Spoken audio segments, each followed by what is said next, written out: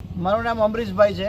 અત્યારે એકત્રિત થયા છીએ। આ વિગત એવી છે કે અમે બધા દ્વારકેશ પાર્ક સોસાયટીમાં રહીએ છીએ।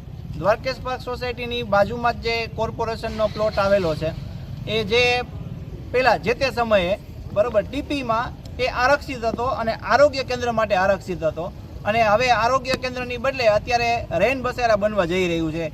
હવે અમને પૂરી પાકી માહિતી છે અને એના અનુસંધાને અમે બધા રજૂઆત માટે અને આના વિરોધ માટે બધા એકત્રિત થયા છીએ કે ભાઈ જે તે સમયે જે આરક્ષિત પ્લોટ હતો, આરક્ષિત હેતુ હતો, એ હેતુ ફેર કરીને અત્યારે રેન બસેરા બનવા જઈ રહ્યું છે।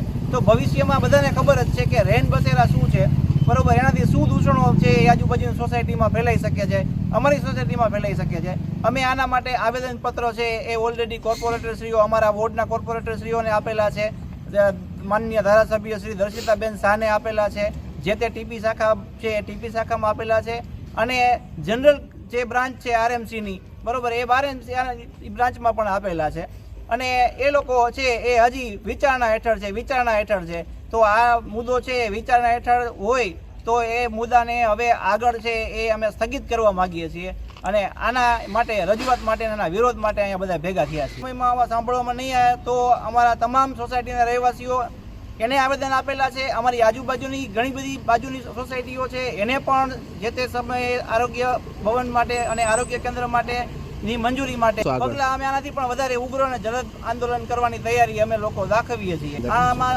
આશરે 300 જેવા મકાનો છે અને 1500 થી 2000 માણસો રહે છે અહીંયા આજુબાજુ। મારું નામ નયન દદાણીયા સાહેબ, અંબિકા ટાઉનશીપ વોર્ડ નંબર 11 માં રહેવાનું। અમે અમારી સમસ્યા એ હતી સાહેબ કે ત્યાં અમારે એક આવાસ યોજના જેવું કંઈક બનતું હતું, એના માટે બધી પબ્લિકના સવારથી ફોન આવતા હતા કે અહીંયા આપણે આવું થાય તો એ ન થાય, તા માટે સારું।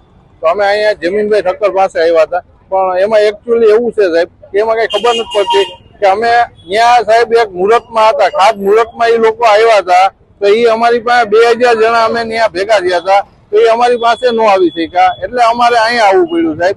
તો એ અમારાથી અડધા કિલોમીટર પણ છેટા નહોતા તો પણ એ અમારી પાસે ન આવી શક્યા। લોકોની કોઈ સમસ્યા સમજવા તૈયાર નથી, પણ આ સાહેબે અમારી સમસ્યા સાંભળી છે તો એના માટે અમે એને કહી દીધું છે કે અહીંયા કઈ થશે નહીં ને હવે વ્યવસ્થિત રીતે આપણે અહીંયા કરશું ગાર્ડન કેવું।